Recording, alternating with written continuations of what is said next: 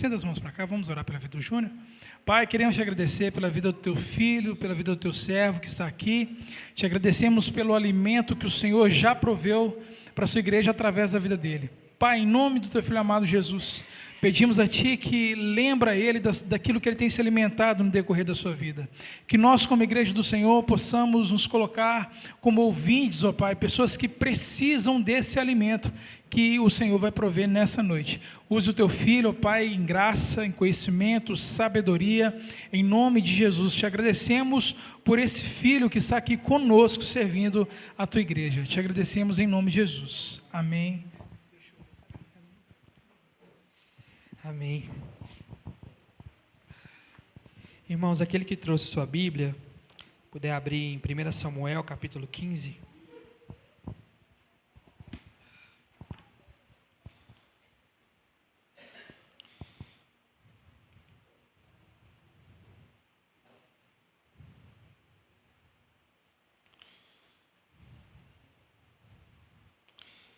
Deixa eu abrir aqui também, aquele que encontrar pode colocar sobre os seus pés. 1 Samuel, capítulo 15, a partir do versículo 1, diz assim: Samuel disse a Saul: Eu sou aquele a quem o Senhor enviou para ungí-lo como rei de Israel, o povo dele. Por isso escute agora a mensagem do Senhor. Assim diz o Senhor dos exércitos: Castigarei os amalequitas pelo que fizeram a Israel, barrando-lhe o caminho quando subia do Egito. Agora vão, ataquem os amalequitas e separem ao Senhor tudo o que lhes pertence para destruição. Não os poupe. Matem homens, mulheres, crianças, recém-nascidos, bois, ovelhas, camelos e jumentos. Então Saul convocou os homens e os reuniu em Telaim, 200.000 soldados de infantaria e 10.000 homens de Judá. Saul foi à cidade de Amaleque e armou uma emboscada no vale. Depois disse aos queneus: Retirem-se, saiam do meio dos amalequitas, para que eu não os destrua com eles, pois vocês foram bondosos com os israelitas, quando eles estavam vindo do Egito. Então os queneus saíram do meio dos amalequitas. Saul atacou os amalequitas desde Avilá até Sur, a leste do Egito. Capturou vivo Agag, rei dos amalequitas, e separou todo o seu povo para destruição com a espada. Contudo, Saul e o exército pouparam Agag e os melhores das ovelhas e os bois, dos bezerros gordos e dos cordeiros. Eles não quiseram separar para destruição tudo que era bom, mas tudo que era desprezível e inútil separaram para destruição. Então a palavra do Senhor veio a Samuel: Lamento ter posto Saul como rei, pois ele me abandonou e não seguiu as minhas instruções. Samuel ficou irado e clamou ao Senhor toda aquela noite. De madrugada, Samuel foi ao encontro de Saul, mas lhe disseram: Saul foi para Carmelo, onde ergueu um monumento em sua própria honra. Depois, voltando, passou e desceu a Gilgal. Quando Samuel o encontrou, Saul disse: O Senhor te abençoe. Eu segui as instruções do Senhor. Sem vergonha. Samuel, porém, perguntou: Então que balido de ovelhas é este que ouço com os meus próprios ouvidos? Que mugido de bois é esse que estou ouvindo? Saul respondeu: Os soldados os trouxeram dos amalequitas. Eles pouparam o melhor das ovelhas e dos bois para sacrificar ao Senhor, o seu Deus, mas separamos para a destruição o restante. Samuel disse a Saul: Fique quieto, eu direi a você o que o Senhor me falou essa noite. Saul respondeu: Diga-me. Samuel disse: Embora pequeno aos seus próprios olhos, você não se tornou o líder das tribos de Israel? O Senhor o ungiu como rei sobre Israel e o enviou em uma missão, ordenando: Vá e separe para a destruição aquele povo pecador, os amalequitas. Guerreie contra eles até que os tenha eliminado. Por que você não obedeceu ao Senhor? Por que se lançou sobre os despojos e fez o que era mal aos olhos do Senhor? Saul disse: Eu, porém, obedeci ao Senhor. Cumpri a missão que o Senhor me designou. Trouxe Agag, o rei dos amalequitas, mas separei os amalequitas para destruição. Os soldados tomaram ovelhas e bois do despojo, o melhor do que estava consagrado a Deus para destruição, a fim de os sacrificarem ao Senhor, o seu Deus, em Gilgal. Samuel, porém, respondeu: Acaso tem o Senhor tanto prazer em holocaustos e em sacrifícios, quanto em que se obedeça a sua palavra?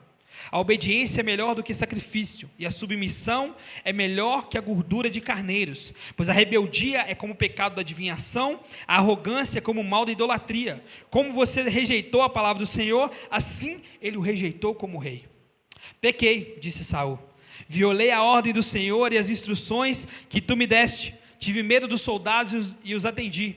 Agora eu te imploro, perdoa o meu pecado e volta comigo, para que eu adore ao Senhor.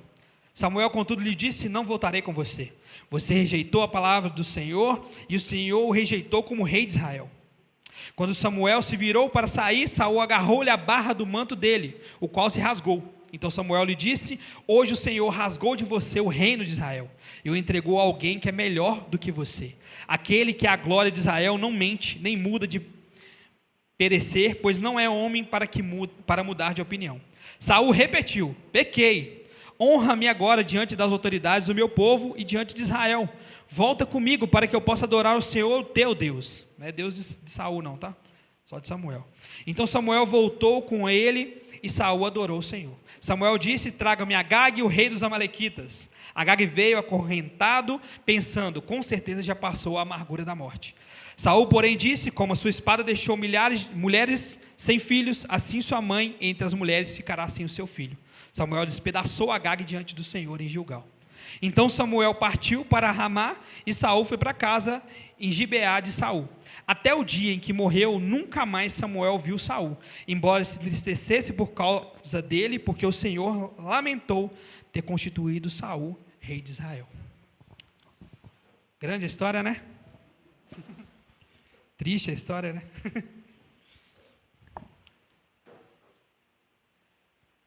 Irmãos, nós estamos no final do ano, e final de ano é sempre um momento de reflexão, um tempo de olhar para trás, ver o que a gente fez de errado, fazer planos para o ano que vem. Até aí tudo bem, todo mundo faz isso, né? Mas isso tudo me fez pensar no nosso foco, sabe? No que nós temos pensado, no que tem permeado a nossa mente como cristãos. E essa passagem de Saul e Samuel veio na minha mente por causa dessas reflexões, e eu podia falar de muitas coisas a partir dela, mas principalmente sobre a obediência, o qual Saul não foi obediente, mas eu queria falar nessa noite sobre guerra. Geralmente, irmãos, a moral da história vem antes, no meio ou no final, mas eu queria passar ela agora, tendo como base essa ideia de Saul, dessa guerra e de tudo que ele passou. E a moral da história é: não adianta vencer a batalha e perder a guerra. Não adianta. Essa foi a reflexão que eu tive ao ler 1 Samuel 15, pensando em tudo isso que a gente tem passado e tudo que a gente tem feito, tá? E, geralmente, eu costumo pregar de forma expositiva. Eu pego um texto e eu exponho o texto e aplico o texto. Mas eu decidi pregar em cima desse princípio: não adianta vencer a batalha e perder a guerra, tá? Mesmo com as suas vitórias temporárias, com uma vitória contra os amalequitas e outros inimigos, Saul perdeu a guerra maior, que era a manutenção do favor de Deus e o controle do reino. Ele teve vitórias físicas, mas perdeu a guerra espiritual. E aqui a gente já começa a fazer a separação. O que seriam as batalhas e o que seria essa guerra? O que seriam as batalhas que nós estamos perdendo e vencendo o tempo todo, e a guerra que é o mais importante? Para mim, as batalhas são tudo que permeia a nossa vida: trabalho, relacionamento, bens materiais, sonhos, as nossas projeções, tudo que a gente faz no dia a dia são as nossas batalhas. E a guerra? O que seria a guerra no meio disso tudo?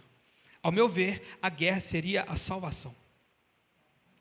Não adianta vencer batalhas e perder a guerra.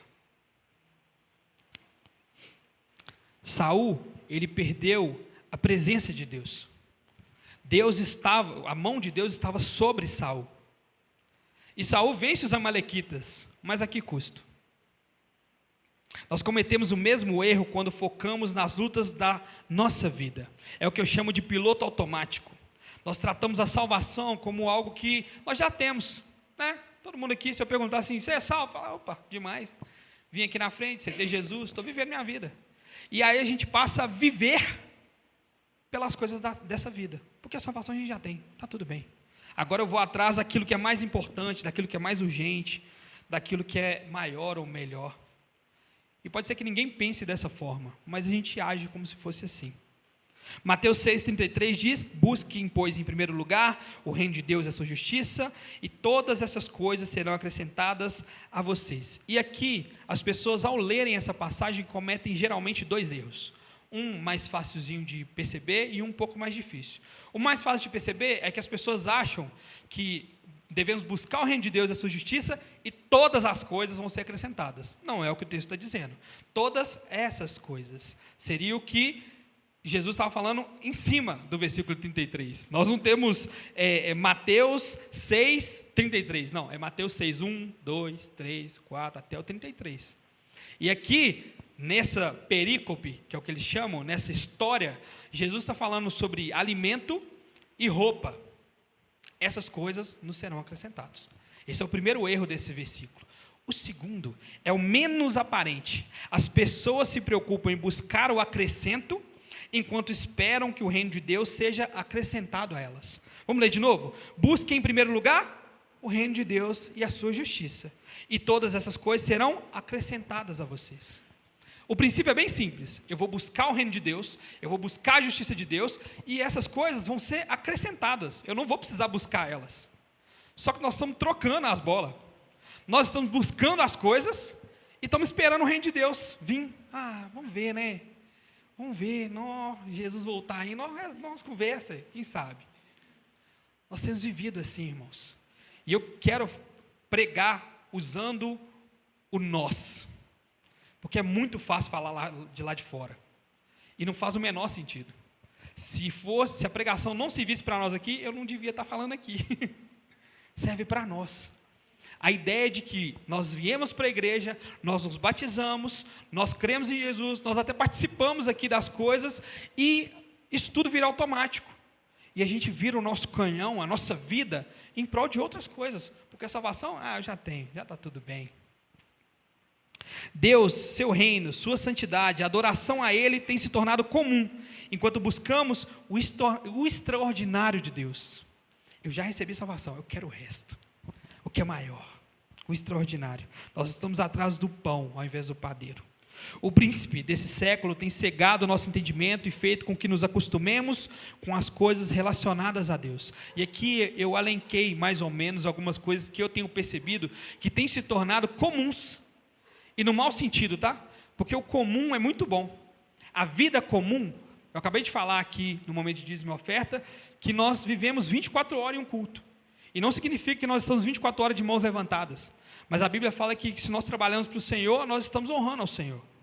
No meu trabalho eu estou honrando ao Senhor. Estou prestando culto a Ele quando eu faço o que eu tenho que fazer, como se eu estivesse fazendo com o Senhor. Essa é a ideia. Se você cuida dos seus filhos em casa, se você estuda, se você trabalha, tudo que você faz, se você faz pensando que você está fazendo para o Senhor, para adorar ao Senhor, buscando ao Senhor, isso é uma espécie de culto também, tá? E aí eu separei aqui o que o príncipe desse século tem feito com a gente. Tem nos cegado para esse entendimento do comum. E o culto passa a ser só mais uma reunião. A oração é só falar com qualquer coisa ou com nada. É ficar jogando conversa fora com o vento. Ler a Bíblia é chato. Louvor é sobre a música ser legal ou sobre me fazer chorar ou fazer me emocionar. E as postagens emocionais do Instagram têm mais efeito do que a pregação pura e simples da palavra. Eu vi hoje a Janja do Lula falando que o pessoal perguntou para ela em que religião que ela era. E ela usou ela falou da seguinte forma: eu me emociono com um padre aplicando a missa, assim como eu me emociono com os louvores, assim como me emociona os tambores. E aí você vai virar e falar assim: que absurdo os tambores. Não, absurdo é que a pergunta não foi sobre emocionar, foi sobre qual religião, nego. Onde que religião se transformou em emocionar? O que me faz bem é ir em tal lugar. Não interessa, essa não é a pergunta. A pergunta é: qual a sua religião? O que você tem seguido? A que Deus você tem servido? E a verdade é que nós não temos servido a Deus nenhum. Nós estamos aqui. Eu estou indo na igreja, eu estou indo no culto, eu estou indo na missão Ágape. Eu louvo de vez em quando, eu oro de vez em quando. Nós estamos vivendo uma vida assim. Algumas pessoas têm vivido a vida assim. Uma vida onde não existe um compromisso. Eu sou cristão, eu sirvo a Cristo. Mesmo que todas as igrejas do universo acabem, eu sirvo a Jesus. Nós estamos esquecendo as coisas. Nós estamos trocando as palavras, os termos. Nós estamos transformando o evangelho em emocionalismo. E tudo aquilo que eu quero fazer, eu faço. O dia que eu quero ir no culto, eu vou. O dia que eu não quero, eu não vou. O dia que eu quero orar, eu oro. O dia que eu não quero, eu não oro. O dia que eu entender a Bíblia, eu leio. O dia que eu não entender também, isso é coisa de pastor. E vão tocando a vida. Cada um tem sua teologia, cada um tem sua forma de enxergar Jesus. Outros demonizam a teologia porque, na verdade, são preguiçosos. Não querem ler a palavra de Deus, querem acreditar naquilo que passaram a vida inteira acreditando. E nós estamos nos chamando de cristãos. Cristão é seguidor de Cristo. Não tem outra nomenclatura. Cristão não é membro da Missão Ágape. Cristão é seguidor de Cristo. Essa é a ideia. Tudo isso fora as aberrações do meio evangélico, né? E eu separei algumas aqui que eu fui lembrando de raiva. A busca por novas revelações, as campanhas, o dinheiro, o amor ao dinheiro, o emocionalismo exagerado e a adoração aos líderes. Muito mais do que a igreja católica adora ídolos, tá? Muitas pessoas, irmãos, estão atrás do pão. Não se importam com o padeiro. Se hoje Satanás aparecer ali e falar assim, façam fila que o milagre está aqui. É esvaziar as igrejas. É esvaziar as igrejas. As pessoas estão atrás do milagre. As pessoas estão atrás de resolver as suas vidas. Não interessa. Quando a pessoa vira e fala para você assim, eu não creio muito no evangelho não, porque é difícil, sabe? É difícil. Como que eu sei? Tem várias religiões. Como que eu sei que o evangelho é verdadeiro? Tá, a pergunta não é essa, você foi atrás? Porque é importante. É importante. Uma coisa é você falar assim, fui atrás. Percorri todas as religiões e não encontrei Deus. Falei, você só é burro mesmo, mas de resto, tranquilo. O que acontece hoje é o contrário. Não fui atrás de nada. Mas a religião não está certa. Ué. Nós somos negacionistas por natureza. O termo negacionismo veio na Covid, né? Algumas pessoas negando a Covid, outras negando a vacina. Mas nós somos negacionistas patológicos. Você fala um negócio, a pessoa fala assim, não é verdade. Ela nem sabe. Mas ela não quer que seja verdade, então não é verdade. Nós estamos fazendo isso com o reino de Deus. Isso é perigoso, é um jogo perigoso, tá? Jesus se preocupava mais com o reino dele do que com as outras coisas. Eu queria que você abrisse a sua Bíblia em Marcos, capítulo 1. Capítulo 2, desculpa.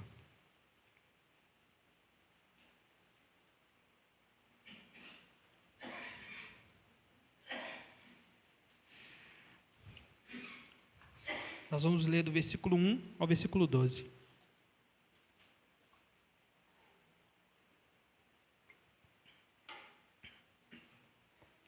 Poucos dias depois, tendo Jesus entrado novamente em Cafarnaum, ouviu-se falar que ele estava em casa.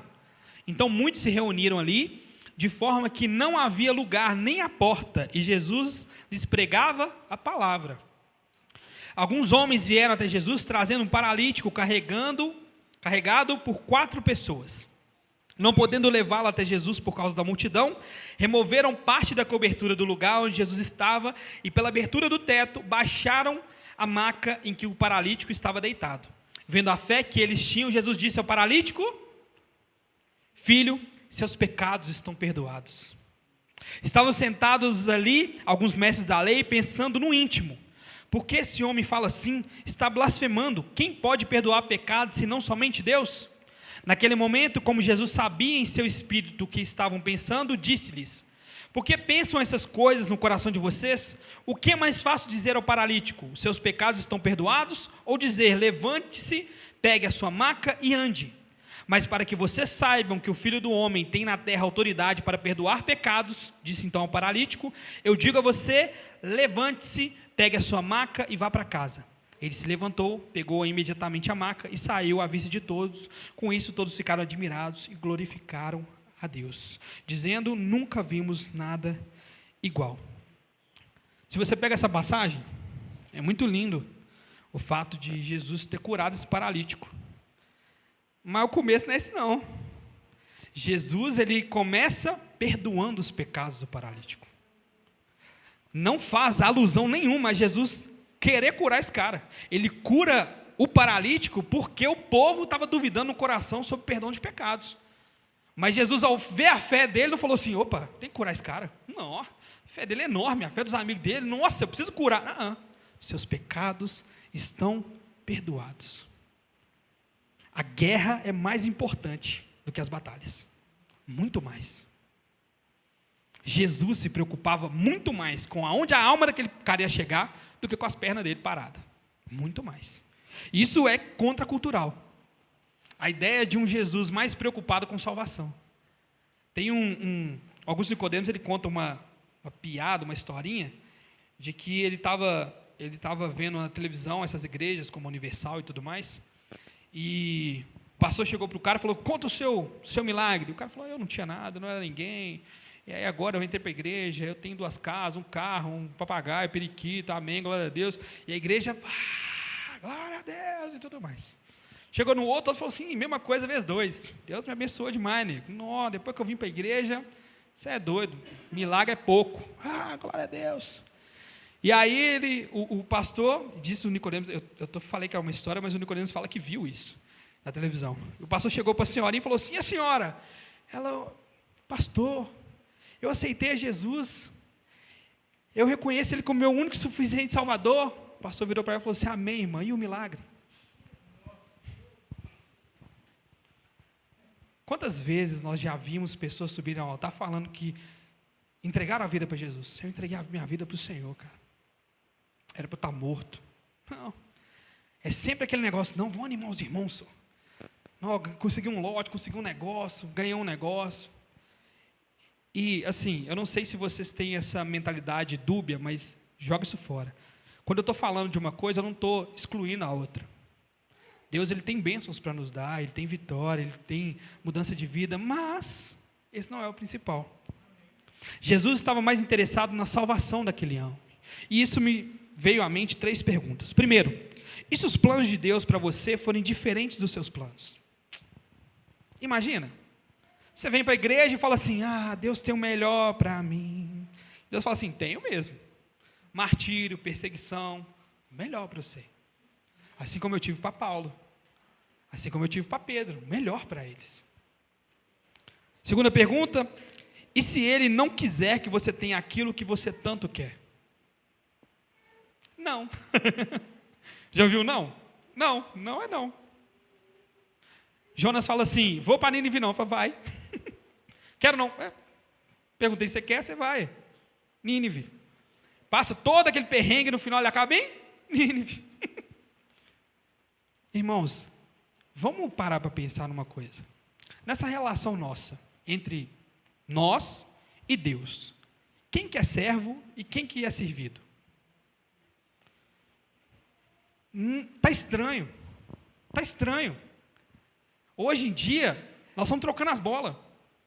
Jesus pode te dar a bênção, vitória, aleluia, glória a Deus, nós vamos lá. E você vê igreja, gente, igreja de revelação, essas horas está lotada, meu filho. Ninguém quer saber de chuva, não, pode estar no outoró que for.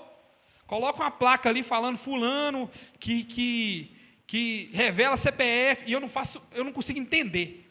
Por que você quer saber seu CPF? Você não sabe seu CPF, não? Ué? Mas não, lotada. Eu estava comentando com a minha mãe. Nós fomos em uma igreja aqui em Lagoa Santa, eu não sei se ela existe ainda, em nome de Jesus que não exista, de verdade, em que estava abarrotada, era metade dessa igreja aqui e não cabia de gente, e não sei, eu levei Bíblia de trouxa, teve nada, teve só o cara falando: Deus está me mostrando fulano que o marido não está na igreja, um monte de mulher na igreja, é lógico que o marido não está na igreja, é óbvio, até eu sabia disso. Vem cá, minha filha, você é nova, Deus tem preparado para você um marido, é lógico, está chorando, está encalhada mesmo. Jesus, dificuldade. E fizeram uma cirurgia espiritual na minha mãe. Igreja lotada.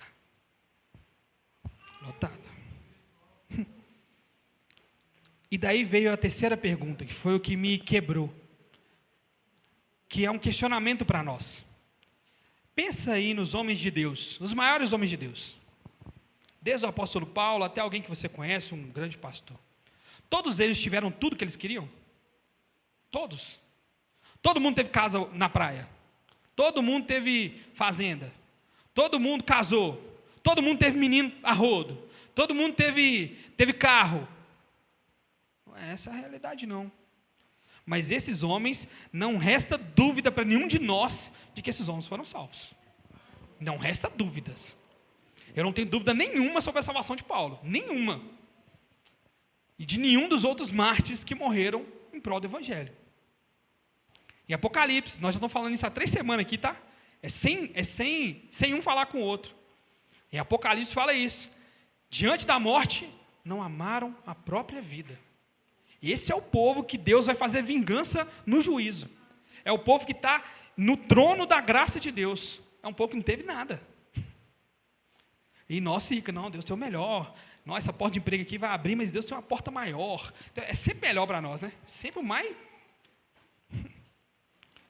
Salmo 37, 4 e 5 diz: deleite-se no Senhor e Ele atenderá aos desejos do seu coração. Entregue o seu caminho ao Senhor, confia nele e Ele agirá. Outro versículo extremamente mal contado na igreja. Extremamente mal interpretado na igreja. Quando nós falamos em colocar os nossos problemas, os nossos caminhos na mão do Senhor, irmãos, não quer dizer que já não esteja na mão dele. Ai, nós entregamos o irmão nas suas mãos, Senhor. Ai, nós entregamos essas causas nas suas mãos, Senhor. Significa que não estava na mão dele? Não, não é sobre isso. Significa que, Senhor, eu não estava entendendo o que estava na sua mão. Agora eu entendo que está na sua mão e eu vou descansar e eu vou buscar o que eu tenho que buscar. O reino de Deus e a sua justiça. É simples, irmãos. O evangelho é simples. A gente prega aqui, as pessoas falam do evangelho e as pessoas quem não prega fica assim, nossa, mas é complicado, você tem que ser teólogo demais. Para salvação, simples demais. Existem coisas muito complicadas na Bíblia, mas relacionadas à salvação, à santidade, tem erro não. É igual andar para trás. É tranquilo, muito tranquilo. A ideia de que Deus quer que nós busquemos o reino dele e a justiça dele e deixa o resto com ele. Ele resolve. Mais do que nos abençoar, Jesus quer nos salvar. E foi para isso que ele veio. João 10, 10 diz: eu vim para que tenham vida e a tenham plenamente, ou seja, vida em abundância. E de novo, nós, com a nossa mente endemoniada, enraizada do pecado, a gente olha esse versículo com um ar de vitória errado. Porque existe vitória nesse versículo, mas nós estamos olhando errado. O versículo diz: eu vim para que tenham vida e tenham em abundância. E aí a pessoa pega a ideia de vida em abundância e fala assim: Deus me deu uma vida para que eu tenha, Deus me deu vida para que eu tenha uma vida aqui cheia de posses, cheia de bens. Eu nunca vou ficar doente. Vida em abundância, vida em abundância. Crente não fica doente não. Crente, meu filho, crente passa por tudo e tem de tudo e merece tudo e pode tudo. O foco dessa passagem, João 10, 10. O ladrão vem senão para roubar, matar e destruir. Jesus veio para dar vida. Vida. Antes da abundância da vida, lembra da vida. Você estava morto e recebeu vida. Vira para uma pessoa e fala assim: olha, hoje eu vou te dar um carro, uma casa e te ressuscitar dos mortos. O que é mais importante? Sem a ressurreição dos mortos, você vai usar o carro para quê? Você está morto. Casa para quê? Você está morto. Jesus nos deu vida. É isso que importa. Muitos vão focar na abundância e entender ela com quantidade de bens. Essas pessoas se esquecem da vida trazida por Cristo. A maior dádiva que um homem e uma mulher pode dar é a vida. Se juntam e concebem vida. A maior dádiva que Deus pode nos dar é vida. Vida nele, vida dele. Nós estávamos mortos.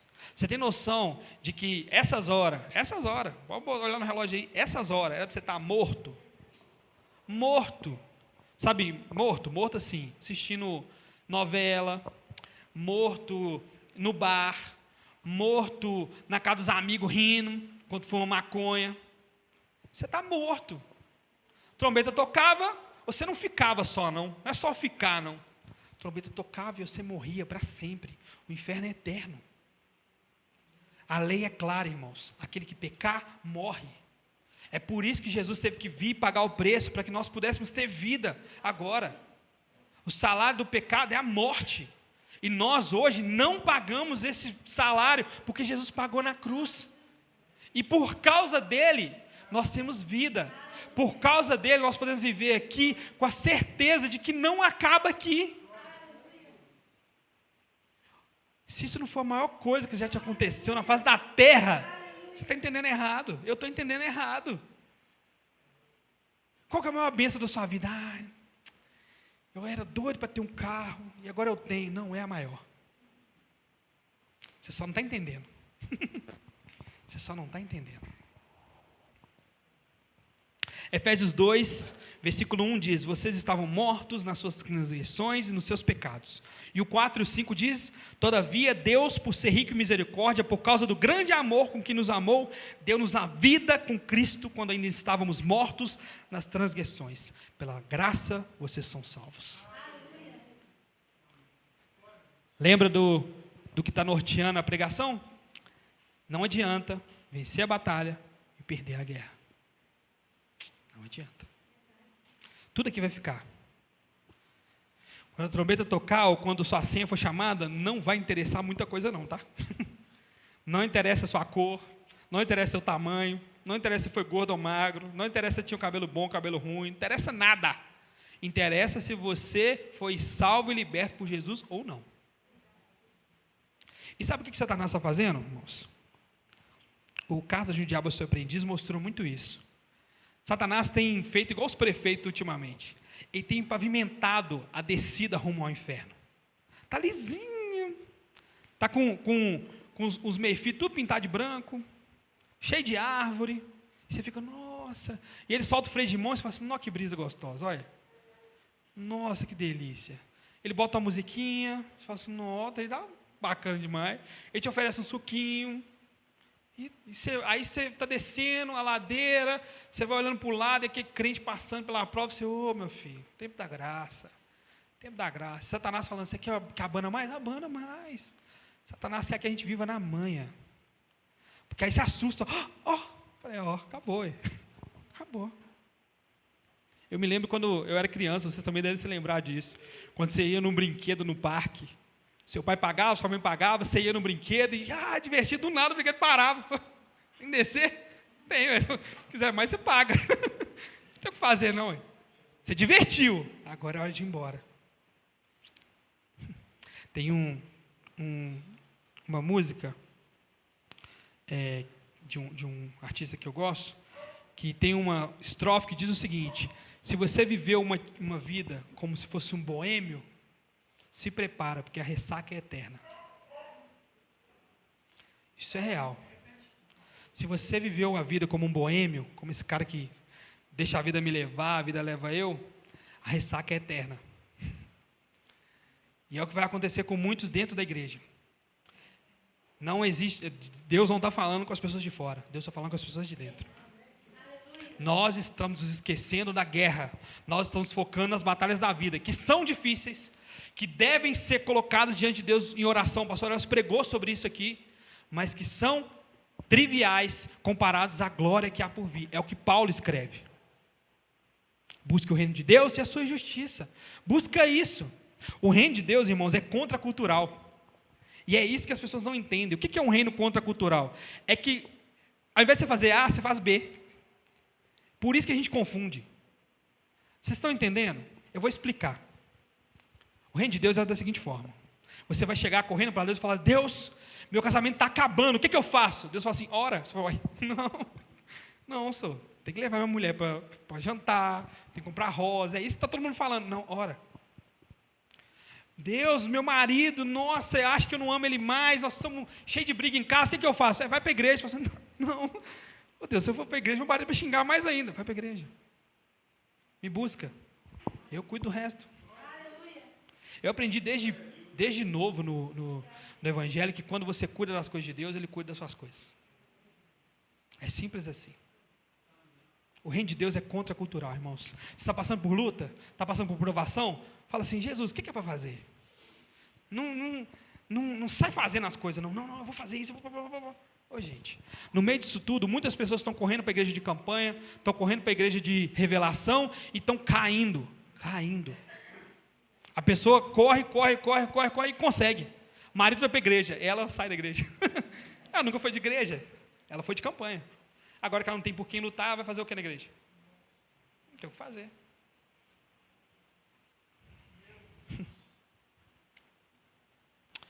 Muito do que chamamos hoje de religiosidade é, na verdade, resquícios de um puritanismo que se preocupava com o que Deus queria de nós. Uma vontade de se manter puro, vontade de cumprir a vontade de Deus. Hoje em dia virou moda, não sei vocês que estão ou não na internet, mas virou moda chamar tudo de religiosidade. Ai, credo, que religiosidade, ajoelhar para orar. Ai, credo, que religiosidade, esse negócio de Bíblia física. Ai, credo, que religiosidade, esse negócio de ir no monte. Pois é, essas pessoas estão vivas. E você está lá na parede preta, morrendo, não está nem sabendo o que está acontecendo. Religiosidade. Ai, nossa, que religiosidade. Existe sim, irmãos, religiosidade. Religiosidade é tudo aquilo que... todas as vezes que alguém usa a religião para oprimir o próximo. Isso é religiosidade. É você virar para uma pessoa que está vestida normalmente, normal, e julgar a veste dela conforme a sua vontade, não a vontade da palavra de Deus. Isso é religiosidade. É você obrigar os irmãos a estar de short, de calça, porque você odeia short. Isso é religiosidade. Mas um irmão, um pastor que vira para você e fala assim, ô nego, a roupa está meio apertada. Isso não é religiosidade não. Isso é zelo. Isso é cuidado. Satanás está nos pegando nos detalhes. Por quê? Porque nós gostamos de estar certo. Pensa comigo, irmão. Imagina se você passou a vida inteira acreditando numa mentira. Você não vai querer aceitar, não?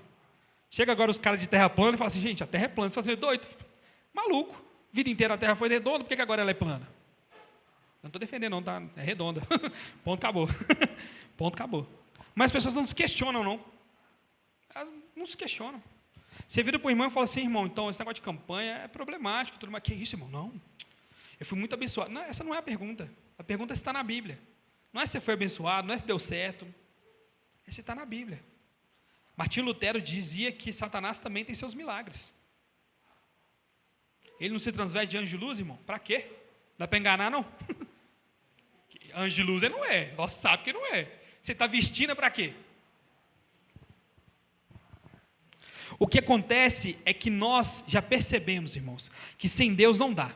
Então nós ficamos amaciando o ego de Deus para ver se conseguimos o favor dele.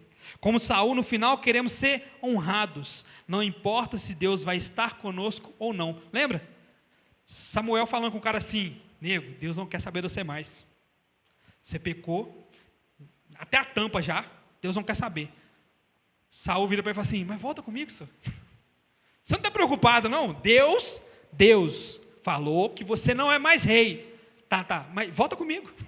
Me honra no meio das autoridades. Chega nesse povo e fala assim, gente, você pode não estar indo para o céu. Jesus pode não ser o seu Deus. Você pode estar adorando a você mesmo. A pessoa vai virar para você e falar assim, tá, mas e minha bênção? Tá, mas e a vitória? Tá, mas e meu casamento? Tá bom. Deus, tá, depois resolvo. Porque Deus é amor. Deus é bondoso. Estava comentando com o Robinho a ideia equivocada que nós temos sobre Deus. Se Deus não faz o que a gente quer, Ele é mau. É um Deus mau. Eu saí da igreja porque Deus é mau. Eu não creio em Deus porque Deus é mau. Quando eu mais precisei, Ele não me ajudou. Vou te contar uma história. Imagina, irmãos, falei isso com o Robinho, que você tem 2 filhos. Imagina que esses 2 filhos assaltam um banco e vão presos, os 2.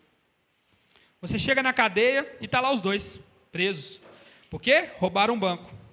Você vira e fala assim, filho número 1, vou usar vocês 2, tá? Alex e Aleph, seus meninos.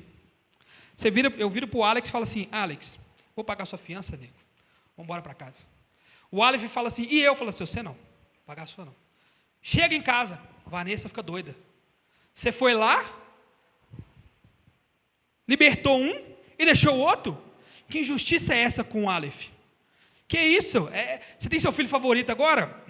Calma. Quantos roubaram o banco? Os dois. Quantos são culpados? Os dois. O que foi feito foi, o Alex recebe misericórdia. Ele merecia algo e ele recebe absolvição desse algo. O Alex recebe justiça. Cadê a injustiça? Não tem justiça. Não tem justiça. Se Deus não nos der nada, Ele é justo. Se Deus nos der alguma coisa, Ele é misericordioso. Não tem justiça em Deus. É impossível. Nós tiramos da equação o fato de que nós somos pecadores. Nós estamos errados no rolê, gente. Se Deus... Deus nunca me deu nada. Não devia. Não devia.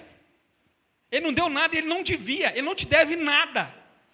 Mas Deus me deu uma casa, Deus me deu um lar, Deus me deu... Cara, isso é misericórdia. É você louvar o Senhor pelo que você tem. Deus, eu louvo o Senhor pelo pouco que eu... Que pouco? Eu não tenho pouco não, gente. Eu não tenho pouco não. Sabe o que é pouco? Deixa eu contar para vocês o que é pouco. Pouco é um cara no inferno pedir uma gota d'água. É o que nós temos na passagem do rico e Lázaro. A gota d'água. E pergunta para aquele cara que estava no inferno se a gota d'água era pouco para ele. É suficiente, porque o calor ali estava demais. Nós somos ingratos. O que a gente recebe de Deus a gente não agradece, e o que a gente não recebe é injusto.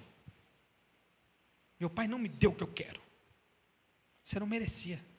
O que você tem é graça. E o que você não tem é justo. Pensa nisso, irmãos. Pensa nisso. Se vamos ser salvos ou não, não importa. Aliás, se Jesus voltasse hoje, muitos dos nossos planos não aconteceriam, o que deixariam muitos de nós tristes. Irmãos, grava essa frase. A volta de Jesus vai estragar o rolê de muita gente. Jesus, por que você voltou agora, velho? Eu queria casar. Eu ia casar ano que vem, o Senhor volta. Jesus, que isso? Eu estava quase conseguindo aquele negócio da justiça lá, senhor. Falta só mais 2 meses. O senhor vai voltar hoje? Meu Deus. O final da novela, semana que vem. Senhor... não. Nós não estamos dando devido valor à volta de Jesus, ao próprio Jesus. Nós estamos atrás das batalhas. Nós estamos atrás de ganhar as coisas aqui, de juntar as coisas aqui. Isso foi engraçado. Eu estava ontem preparando a pregação, e a pregação, o intuito da pregação, era mostrar que as pessoas, elas estão trocando, elas estão se importando mais com as coisas daqui, mais com a vida aqui, do que com a salvação. Mas a pregação foi culminando na volta de Jesus. Querendo ou não, se você não se importa com Jesus, você está menos importando ainda com a volta dele. Isso é extremamente perigoso. George Wycliffe diz que a volta de Cristo é o grande evento para o qual todos os eventos da história convergem. Charles Spurgeon diz que a esperança da volta de Cristo é a âncora da alma, que nos mantém firmes em meio às tempestades da vida. E é por isso que muitos ficam para trás. As pessoas estão se esquecendo de Jesus, estão se esquecendo de salvação, estão se esquecendo da volta de Jesus. Deixam de se preocupar com o Senhor, passam a se preocupar demais com essa vida e no fim esquece que Cristo prometeu voltar e que esse evento deve ser o que nos move em todos os aspectos da nossa vida. É a âncora da nossa alma. Se eu estou aqui é porque Jesus vai voltar nesse trem. Senão não vale a pena. Não vale a pena.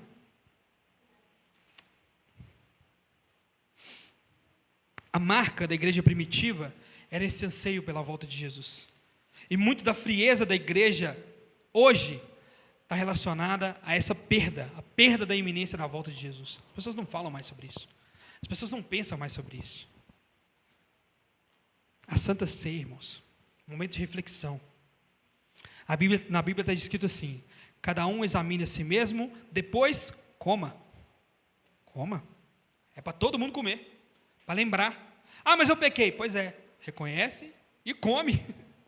Só que as pessoas não. Hoje eu pequei. Não vou tomar ceia hoje não. É um memorial, não é sobre você, sobre Ele. Senhor, pequei. Senhor, me arrependo. Senhor, eu vou tomar essa ceia, me lembrando da volta do Senhor, e me ajuda a não pecar de novo. É isso. Essa é a verdade. Jesus é o centro disso aqui, ou somos nós, irmãos?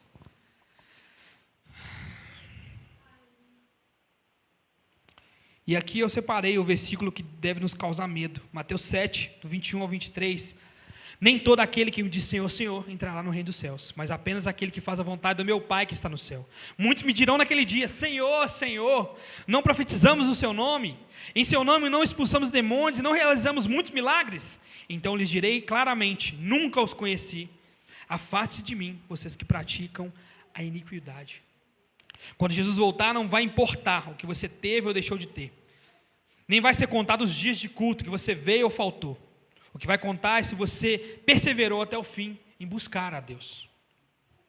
A história de Saul, irmãos, para finalizar, ilustra bem a ideia de que mesmo que você vença algumas batalhas, se a luta maior, que é a busca pelo Senhor, for perdida, a vitória se torna vazia e a guerra será perdida para sempre.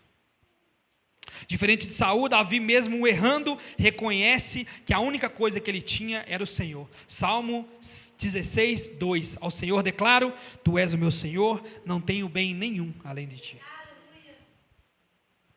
No final, irmãos, fica a pergunta de Marcos 8. Que adianta o homem ganhar o mundo inteiro e perder a alma? O que adianta? Eu separei aqui uma frase de um puritano chamado Richard Baxter. E ele diz o seguinte: o céu pagará qualquer prejuízo que possamos sofrer para ganhá-lo, mas nada pode pagar o prejuízo de perdê-lo. Mais importante do que qualquer coisa nessa vida é a presença de Deus, é a presença do Senhor na nossa vida e na eternidade, irmãos. Que a gente não troque a eternidade com o Senhor por um prato de lentilha, como Saul fez, como Esaú fez. O que importa é o final. O que importa é para onde nós estamos olhando. O que importa é o nosso alvo. Se nessa noite o seu alvo for outro senão Cristo e Ele voltar, acabou. Acabou. E a igreja não está aqui para nos fazer feliz. Jesus nunca prometeu felicidade para ninguém. Ele prometeu que estaria conosco todos os dias. O dia bom, o dia mau, todos os dias. Ele prometeu salvação para todo aquele que o buscar.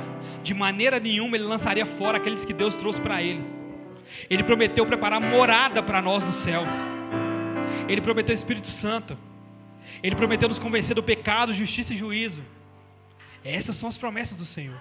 Ele prometeu que nós passaríamos por perseguições, que nós teríamos aflições, mas que nós venceríamos porque Ele venceu o mundo. Os mártires venceram o mundo. Os apóstolos venceram o mundo. Pessoas hoje, em países perseguidos, estão vencendo o mundo. Aqueles que no tempo de Roma foram usados como tocha para acender as ruas da cidade, venceram Roma. Venceram. Roma não consegue matar eles de novo. Acabou. Roma não tem poder sobre os corpos e a alma deles. Acabou. Quem é Roma? Quem é morte? Acabou. Cuidado, irmãos. Cuidado. Cuidado por não estar trocando toda essa glória de quem Jesus é, toda a maravilhosidade de quem Deus é e o que Ele fez pelas coisas da vida. Não abandona o Senhor porque você não conseguiu emprego, não, cara. Não abandona o Senhor porque você continua doente, não. Não abandona o Senhor porque as coisas não estão indo do seu jeito, não. Não vale a pena. É trocar a primogenitura por um prato de lentilha. Isso aqui vai passar. Aqui importa sua cor. Aqui importa se você é gordo ou magro, grande, pequeno. Você tem os 2 braços ou tem um. Aqui importa se você está doente ou se você não está. Aqui importa se você tem casa própria ou se é aluguel. Aqui importa. Acabou aqui? Acabou. Não importa mais. A vida do cristão, para finalizar, precisa ser guiada pelo esse princípio. Pelo princípio de ansiar pela volta do Senhor, pelo princípio de ansiar por Jesus, buscar o Senhor, e o resto que seja acrescentado. E se não for também, está tudo bem, está tudo bem. O cristão é mais do que vencedor em Cristo, e mais do que vencedor significa isso, não alguém que ganhou mais dinheiro do que o vencedor, não alguém que ganhou mais coisas do que o vencedor, mas aquele que ultrapassou o vencedor. Eles venceram a batalha, nós vencemos a guerra. Fique sobre seus pés, vamos orar.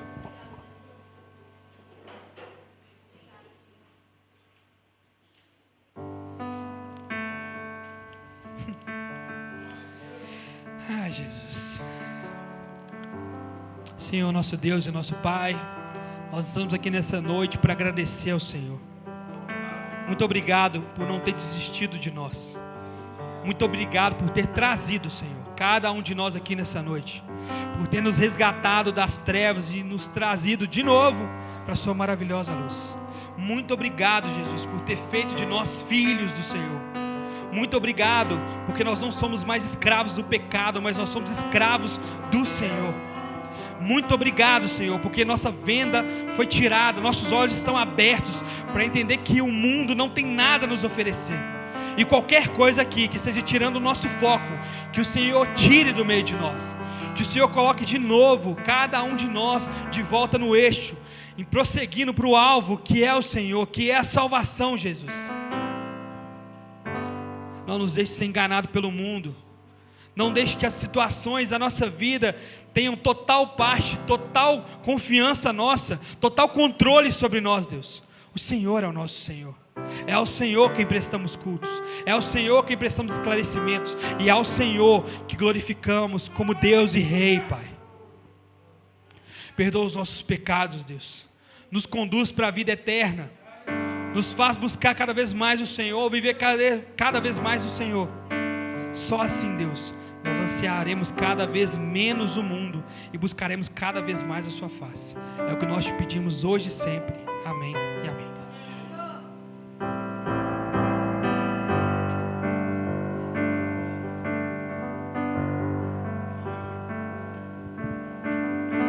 Não importa o que sou, nem o que tenho, diante do que tu és.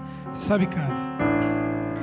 Trago minhas vestes, minha coroa e ofereço a ti.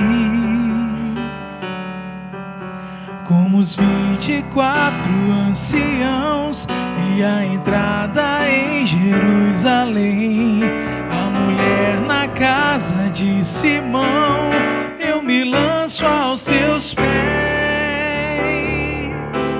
Não tenho outro bem além de ti. Não tenho outro bem além de ti, Senhor.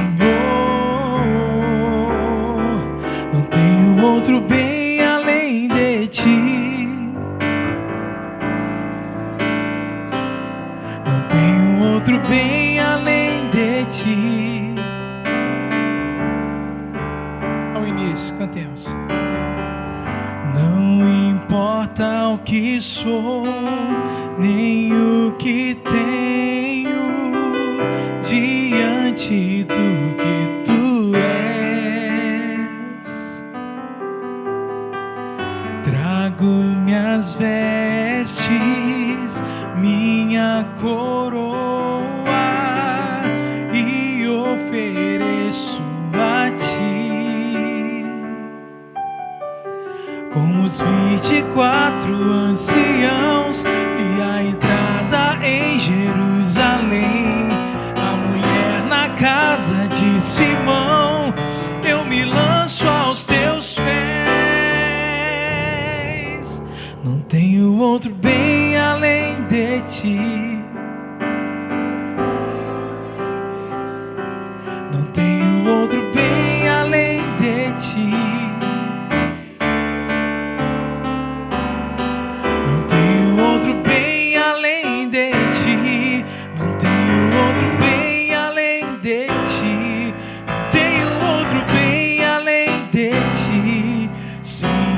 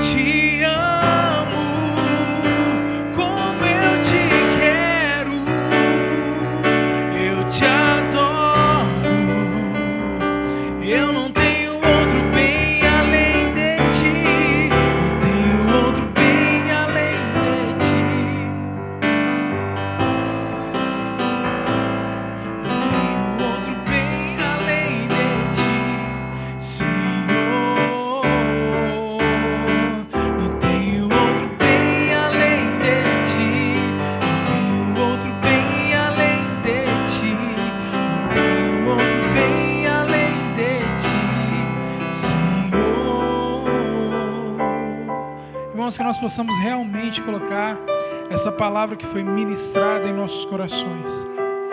Se vocês realmente entenderam esse evangelho, o evangelho ele vai causar uma mudança dentro de você.